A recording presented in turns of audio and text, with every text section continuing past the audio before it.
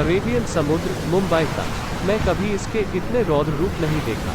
बंगाल की खाड़ी का जरूर देखा है, बहुत ही खतरनाक। जब लहरें 20 से 30 मीटर ऊंचा था सुपर साइक्लोन 1999 में मुंबई तट से करीब 70 किलोमीटर दूर मौत से लड़ रहे थे कुछ जानबाज। उनमें से काफी जीवन की लड़ाई हार गए थे मौत से, और कुछ जानबाज जिंदा दिल घर आने की गहरी ध्यान में थे। समुद्र के सैतानी हवा, सर्पिली गरजती लहरें भी बिगड़ न पाया। इनमें से एक ये है 40 वर्षीय वायचाल।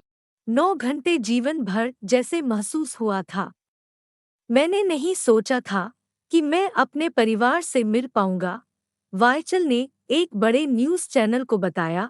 वायचल, जो महाराष्ट्र के 40 वर्षीय मैकेनिकल इंजीनियर, समुद्र के तूफान से बचे भाग्यशाली लोगों में से है। वायचल ने अपने अस्तित्व की असाधारण कहानी सुनाया। वो और उनके सहयोगी 17 मई को बजरे पर थे, जिस दिन P305 के करीब 2 बजे एक भयंकर तूफान आया था। जहाज डूबने से वायचल और अन्य लोगों के पास शाम 5 बजे के आसपास समुद्र में कूदने के अलावा कोई विकल्प नहीं था।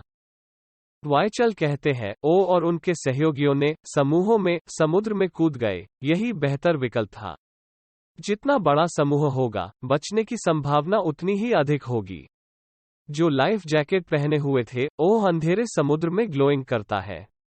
इसका मतलब था कि अगर जीवित बचे लोग एक साथ मंडराते हैं, तो समुद्र के अंधेरे में एक विशेष क्षेत्र में प्रकाश के कई छोटे बिंदु होंगे, जो बचाव दल को उनकी ओर मार्गदर्शन कर सकते हैं। मुझे यह आंतरिक भावना थी कि मैं जीवित रह पाऊंगा। मैंने अपने सहयोगियों को भी प्रेरित करने की कोशिश की, यह कहते हुए कि हमें जीवित रहना है और हम सभी को अपने परिवारों के पास लौटना है, उन्होंने अगले ही पल कहा। अक्सर लहरें 7-8 मीटर ऊंची होती थीं। जैसे ही लहरों ने हमें पीटा, हम अलग हो गए। फिर से हमने समूह बनाए।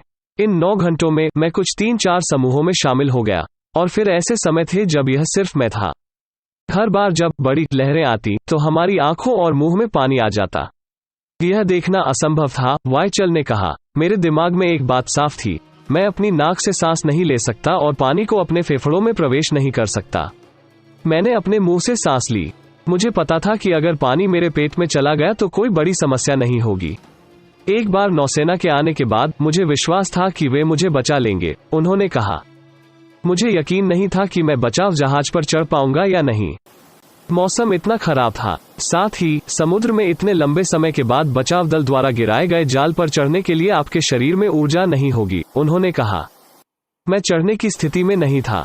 मैं किसी तरह नेट पर लेट गया। मैंने बचाव दल से कहा, कृपया मुझे ऊपर खींच ले, उन्होंने याद किया। उनके कुछ साथी, जो अभी भी लापता थे, बचाव पोत के करीब आ गए थे, लेकिन वे जाल पर नहीं चढ़ सके और अंधेरे में चले गए। उन्होंने कहा कि वो 3 बार जहाज पर पहुंचे। उनके पहले 2 प्रयास विफल रहे, और अंत में उन्हें बचाव दल द्वारा घसीटना पड़ा क्योंकि उनके पास ताकत नहीं बची थी।